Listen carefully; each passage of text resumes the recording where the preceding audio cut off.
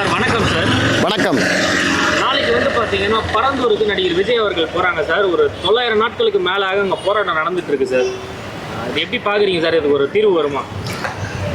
பரந்தூர் விமான நிலையம் கட்டக்கூடாதுன்னு மக்கள் வந்து 910 நாளாக போராடுறாங்க. இது வந்து ஏடிஎம்கே ஆட்சியிலிருந்து தொடருது. இப்போ திமுக ஆட்சி ஆரம்பித்து ஒரு 3 வருஷம் தாண்டிடுச்சு. மக்கள் என்ன சொல்கிறாங்க, எதுக்காக சொல்கிறாங்க அப்படின்றத யாருமே காதில் வாங்குறதில்ல. நாங்கள் எடுத்த கொள்கையிலேருந்து பின்வாங்க மாட்டோம், கண்டிப்பாக அந்த இடத்துல ஏர்போர்ட் கட்டியே தீர்வோம் அப்படின்னு நிற்கிறாங்க. அந்த கொள்கையில் ஒரே நிலைப்பாடாக நிற்கிற அரசியல் தலைவர்கள் ஒன்று மெயினில் வச்சுக்கணும். இன்னைக்கு விவசாய நிலத்தை அழிச்சு ஏர்போர்ட் கட்டுற நீங்கள் ஒரு ஏர்போர்ட்டை அழிச்சு விவசாய நிலம் உருவாக்க முடியுமா அப்படின்றத கண்டிப்பாக அதை புரிஞ்சுக்கணும். உங்களால் கண்டிப்பாக முடியாது. இன்னைக்கு ஈஸியாக நீங்கள் அழிச்சிடலாம். மக்களை துவைச்சு துன்புறுத்தி அவங்களுடைய இடங்களை பூரா அடிமாட்டு ரேட்டுக்கு வாங்கி நீங்கள் எனக்கு வந்து ஏர்போர்ட்டை உருவாக்கிடலாம். ஆனால் மீண்டும் அந்த இடத்துல உங்களால் வந்து விவசாய நிலத்தை உருவாக்க முடியாது. அதனால் இன்னைக்கு அரசாங்க நிலம் அங்கங்கே எத்தனை ஆயிரம் ஏக்கர்லாம் கிடக்கு, கணக்கு வழக்கு இல்லாமல் கிடக்கு. கருவக்காடு முளைச்சி கிடக்கு, ஏரியா கிடக்கு, குளமா கிடக்கு, கோயிலாக இருக்குது. இந்த மாதிரி இடங்களை நீங்கள் வந்து கணக்கெடுத்து அந்த இடத்துல நீங்கள் ஏர்போர்ட் கட்டினீங்க அப்படின்னா மக்களுக்கும் எந்த பாதிப்பும் இருக்காது, நம்மளுடைய நாட்டின் வளர்ச்சிக்கும் நல்லாயிருக்கும்.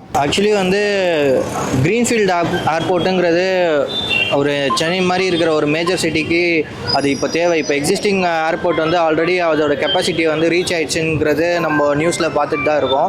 ஸோ சென்னையோட அடுத்த கட்ட வளர்ச்சிக்கு வந்து ஒரு க்ரீன்ஃபீல்டு ஏர்போர்ட்டுங்கிறது தேவை தான்.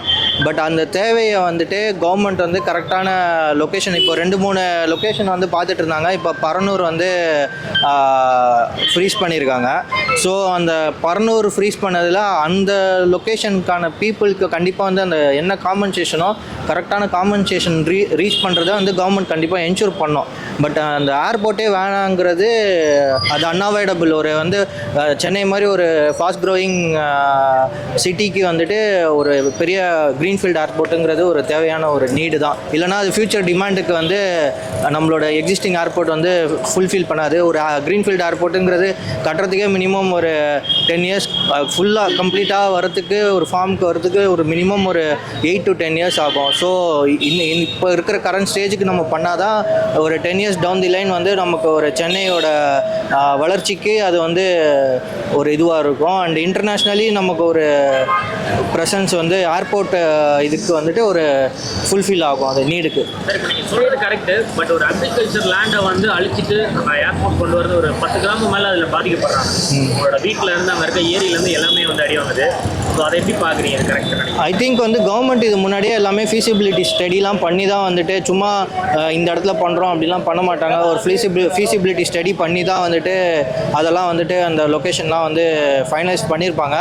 பட் அந்த அக்ரிகல்ச்சரல் வந்து அது கண்டிப்பாக நமக்கு வந்து ஒரு ட்ராபேக் தான். பட் அதை வந்து வேறு எங்கே வந்து அதை திரும்பி டெவலப் பண்ண முடியும், அந்த அக்ரிகல்ச்சரல் லேண்ட்ஸை வந்துட்டு வேறு எங்கேயாவது வந்துட்டு நம்ம கவர்மெண்ட்ஸ் அந்த பீப்புளை வந்து வேறு ஏதாவது ஒரு இடத்துல ரீலொகேட் பண்ணி, ஆக்சுவலி இன்னைக்கு கூட நியூஸ் பேப்பரில் பார்த்தோம் அவங்களுக்கு ஒரு டவுன்ஷிப் வந்து பண்ண போகிறதா வந்து இன்றைக்கி நியூஸில் பார்த்தேன். பட் ஆனால் வந்துட்டு அவங்களோட அக்ரிகல்ச்சரல் வாழ்வாதாரமும் கெடாமல் வந்து அவங்கள கரெக்டாக ரீலொகேட் பண்ணி அந்த ஆப்ஷனும் பண்ணுறதுக்கு கவர்மெண்ட்டோட மாரல் ரெஸ்பான்சிபிலிட்டி.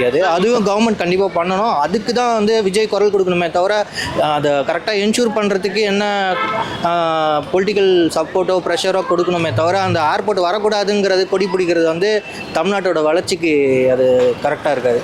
அந்த மக்களுக்கு கரெக்டாக ரீலொகேட் பண்ணணும், அவங்களோட நீட்ஸை வந்து கரெக்டாக கவர்மெண்ட்டுக்கு எடுத்துகிட்டு போயிட்டு அவங்களோட நீடு இது தான் அப்படிங்கிறத ஒரு ரெப்ரசன்ட் பண்ணி அவங்களோட நீட்ஸை கரெக்டாக ஃபுல்ஃபில் பண்ணுறதுக்கு என்ன steps any political party, not only Vijay, any opposition party கூட வந்துட்டு அந்த மாதிரி ஒரு கன்ஸ்ட்ரக்டிவாக கொண்டு போனால் தான் வந்து தமிழ்நாட்டுக்கு பெட்ரு. ஸோ எல்லாத்தையும் வந்துட்டு 6 வழி சாலையை தடுக்கணும்னு சொல்லிட்டு தடுத்தாங்க. ஒரு இன்ஃப்ராஸ்ட்ரக்சர் ப்ராஜெக்ட் வந்தால் தான் வந்து ஸ்டேட் வந்து டெவலப் ஆகும். இன்றைக்கி நம்ம பல இடங்களில் நம்ம பார்க்குறப்போ அமெரிக்காவை வியப்பாக பார்க்குறோம், சிங்கப்பூரை வியப்பாக பார்க்குறோம், ஜப்பானை வியப்பாக பார்க்குறோம். இவங்கெல்லாம் நாடு வந்து வளர்ச்சி அடைஞ்சிருச்சு, நம்ம நாடு வளர்ச்சி அடையலை அப்படின்னு சொல்லி நம்ம வந்து பொறாமப்படுறோம். நம்ம நாடு வளர்ச்சி அடையணும் தான், இல்லைன்னு சொல்லலை. அடுத்தவன் பொறாமப்படக்கூடிய அளவுக்கு நம்ம நாடு வளர்ச்சி அடையணும். ஆனால் யாரையும் துன்புறுத்தாமல் அடைய வேண்டும். மக்கள் வந்து இன்றைக்கி பசி பட்டினி தான் வாழ்ந்துருக்காங்க. யாரும் வந்து வயிறார சாப்பிட்டு மனசார சந்தோஷமாக யாருமே கிடையாது. ஏன்னா அந்த கொரோனா காலத்துலேருந்து பார்த்திங்கன்னா பல பேருக்கு வேலை வெட்டி இல்லை, இருந்த வேலையும் இழந்துட்டு 4 பேர்கிட்ட கையேந்தாத நிலையை அன்றைக்கி வாழ்ந்துக்கிட்டு இருக்காங்க. யார் கையிலையும் காசு கிடையாது. அந்த நிலையில் இருக்கிற மக்களை இன்றைக்கி போய் நீங்கள் உன்னோட இடத்த நான் பிடுங்க போகிறேன் அப்படின்னு இதுக்காக நீங்கள் போராட வச்சிங்க அப்படின்னா எந்த மக்களுக்கு உங்கள் மேலே ஒரு அபிப்பிராயம், ஒரு நல்ல எண்ணங்கள் வரும்? எந்த தலைவர் வந்தால் நம்மளை காப்பாற்றிடுவார் அப்படின்ற ஒரு எண்ணங்கள் வரும் சொல்லுங்கள். போன ஏடிஎம்கே ஆட்சியிலேருந்து இந்த திமுக ஆட்சி வரைக்கும் மக்கள் போராடிட்டு இருக்காங்க. அதுக்கு நீங்கள் செவி சாய்க்கணும். அவங்க பக்கம் நியாயம் இருக்குது. நம்ம ஏர்போர்ட் நமக்கு தேவை தான், அதை நம்மளுடைய அரசாங்க இடம் இருக்கிற இடத்துல கட்டணும் அப்படின்ற முடிவுக்கு நீங்கள் வரணும். நாளைக்கு விஜய் போகிறதுனால அந்த மக்களுக்கு விடிவு காலம் பிறக்குமா அப்படின்னா சாத்தியம் கிடையாது. நாளைக்கு எவன் செத்தாலும், எங்கே ஒரு பெரிய மாநாடு பொதுக்கூட்டம் நடந்தாலும், இல்லை ஏதாவது ஒரு மிகப்பெரிய விபத்து நடந்தாலும் எந்த டிவிலையும் காட்ட மாட்டாங்க. நாளைக்கு காட்ட போகிற நியூஸ் எல்லா டிவிலையும் ஒரே பிரேக்கிங் நியூஸ். என்ன? தவேகா தலைவர் பரந்தூருக்கு பயணம், பரந்தூருக்கும் பறந்தார். எல்லாருமே எந்த டிவி சேனலையும் மாற்றாமல் எல்லாரும் டிவி முன்னாடி உட்காந்துக்கிட்டு விஜய் வரதையும் போகிறதையும் மட்டும்தான் பார்த்துட்டு இருப்பாங்க. இதனால் மக்களுக்கு எந்த ஒரு விமர்சனமும் கிடைக்குமான்னு கேட்டால் கண்டிப்பாக கிடைக்காது. 10 தலைவர்கள் 15 தலைவர்கள் போய் அந்த இடத்துல போய் மக்களுக்காக குரல் கொடுக்குற மாதிரி நின்றுருக்காங்க. அதே மாதிரி விஜய் அவர்களும் போகிறாரு. அவ்வளோதான். ஏன் சார் இதில் ஒரு சேஞ்ச் வராதா? சேஞ்ச் வராது தம்பி, கண்டிப்பாக வரதுக்கான வாய்ப்பு கிடையாது. ஏன்னா அவங்க முடிவு பண்ணிட்டாங்க, இந்த இடத்துல விமான நிலையம் வரணும் அப்படின்னு முடிவு பண்ணிட்டாங்க. அதனால் அதுக்கான வாய்ப்பு கிடையாது. அப்படி அவங்க விமான நிலையத்தை டெவலப் பண்ணணும் அப்படின்னு நினச்சாங்கன்னா, நம்ம மீனம்பாக்கம் விமான நிலையம் இருக்குது, அதுக்கு பின்னாடியே இடம்லாம் ஏகப்பட்ட இடம் கிடக்கு. என்ன, இதையே இவங்க டெவலப் பண்ணலாம், இதையே பெருசு பண்ணலாம். என்ன, இன்னும் எவ்வளோ விரிவுபடுத்தலாம். ஏன்னா இன்னொன்று சிட்டிக்குள்ளே இருக்குது. இதை படத்தை விட்டு ஊரை விட்டு 50 கிலோமீட்டர் தள்ளி கொண்டு நான் விமான நிலையம் கட்ட போகிறேன் அப்படின்னு சொல்கிறது எங்களால் ஏற்றுக்க முடியலை. எல்லா ஸ்டேட்லேயுமே ஒரு க்ரீன்ஃபீல்டு ஏர்போர்ட் இருக்குது. இப்போ கர்நாடகாவில் பார்த்தா இப்போ புதுசாக ஏர்போர்ட்டு ஸ்டார்ட் பண்ணிகிட்ருக்காங்க.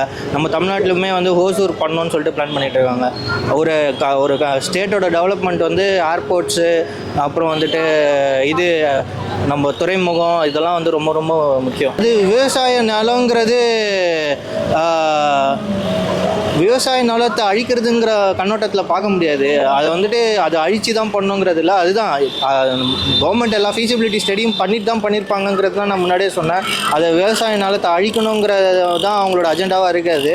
பட் அதுக்கு தான் கரெக்டாக ரீலொகேட் பண்ணி அந்த வாழ்வாதாரத்தை திரும்பி கவர்மெண்ட் என்ஷூர் பண்ணணும். வேறு ஏதாவது ஒரு லொக்கேஷனில் கவர்மெண்ட்டுக்கு சொந்தமான நிறையா, அதாவது விவசாயமே பண்ணாத ஒரு சில நிலங்கள்லாம் இருக்கும். அதெல்லாம் கரெக்டாக ஐடென்டிஃபை பண்ணி கரெக்டாக ஏர்போர்ட் கொண்டு வரலாம். இப்போ ஆல்ரெடி விவசாயம் பண்ணிட்டு இருக்க ஒரு அப்படி இல்லையே, ஏர்போர்ட்டுங்கிறது ஒரு ஸ்ட்ராட்டஜிக்கல் லொக்கேஷனில் தான் கொண்டு வர முடியும்.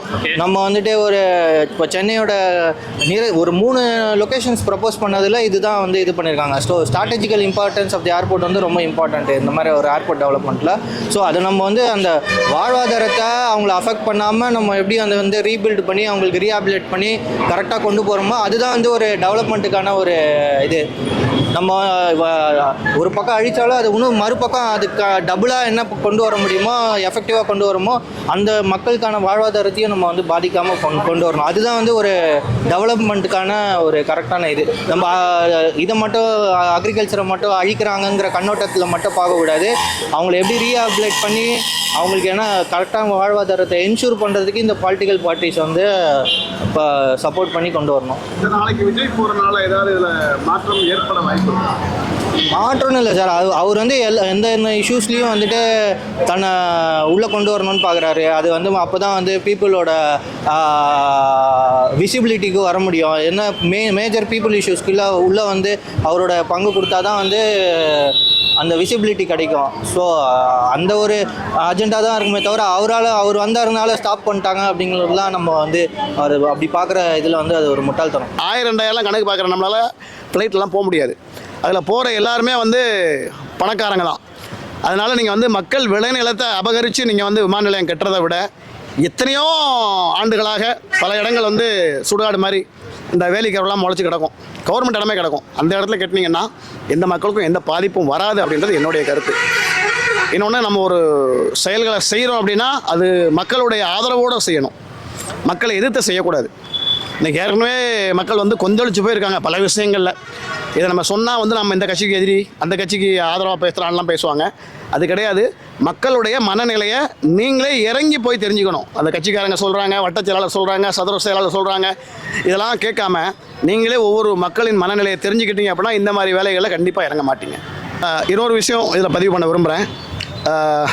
கடந்த ஒரு 15 ஆண்டுகளுக்கு முன்னால் ஆசியாவிலேயே மிகப்பெரிய பேருந்து நிலையமாக நம்ம கோயம்பேடு பேருந்து நிலையம் வந்துச்சு. அன்னைக்கு கொத்தால் சாவடியிலேருந்து இங்கே வரும்போது பல எதிர்ப்புகள் இருந்துச்சு. பட் இருந்தாலும் மக்கள் அதை ஏற்றுக்கிட்டாங்க. ஆனால் பல்லாயிரம் கோடியில் கட்டப்பட்ட அந்த பேருந்து நிலையத்தின் இன்றைய நிலை என்ன? இதுக்கு செலவழித்த காசு எல்லாமே மக்களின் வரிப்பணம் தானே. இன்றைக்கி அது கேட்பாரற்று 4 புறநகர் பேருந்துகள் மட்டும் வந்து செல்லும் இடமாக இயங்கிக்கிட்டு இருக்கு. இதுக்காக பல்லாயிரம் கோடி செலவு பண்ணி இன்றைக்கி வந்து நம்ம கிளாம்பாக்கத்தில் பேருந்து நிலையம் கட்டிட்டீங்க. அதனால் இதுபோல் மக்கள் வரிப்பணம் வீணாகாமல் செய்யக்கூடிய வேலைகளை நல்லா யோசித்து இங்கே கட்டினா நல்லாயிருக்கும் அப்படின்றத யோசித்து, இப்போ டெக்னாலஜி வளர்ந்து போச்சு. இப்போது 4Gன்றாங்க, 5Gன்றாங்க, இப்போ 7G 8Gலாம் சொல்லிகிட்டு இருக்காங்க. அது மாதிரி டெக்னாலஜிலாம் வளர்ந்துட்டு இருக்க நேரத்தில் இன்றைக்கி இந்த இடத்துல கட்டினா இன்னொரு 10 வருஷம் கழித்து நம்ம இதை மாற்ற மாதிரி இருக்கும். இது பத்தலை, இதோட பெருசாக கட்டலாம் அப்படின்னு அந்த இடத்த அப்படியே போயிட்டு திருப்பி வேறு இடத்த சூஸ் பண்ணுவீங்க. நீங்கள் அப்படி சூஸ் பண்ணும்போது இந்த இடத்துல அதே பழைய விளைநிலமாக மாற்றி கொடுக்க முடியுமா உங்களால்? அப்படியே நீங்கள் மாற்றி கொடுத்தாலும் அதில் ஒரு பூவாது முளைக்குமா? முளைக்காது. அதனால் நீங்கள் நல்லா யோசித்து மக்களுக்கு எந்த ஒரு இடையூறும் இல்லாமல் ஒரு அரசு இடங்களை ஏதாவது ஒன்று தேர்வு பண்ணி விமான நிலையம் கட்டணும்னு என்னுடைய தாழ்வான வேண்டுகோளை வைக்கிறேன்.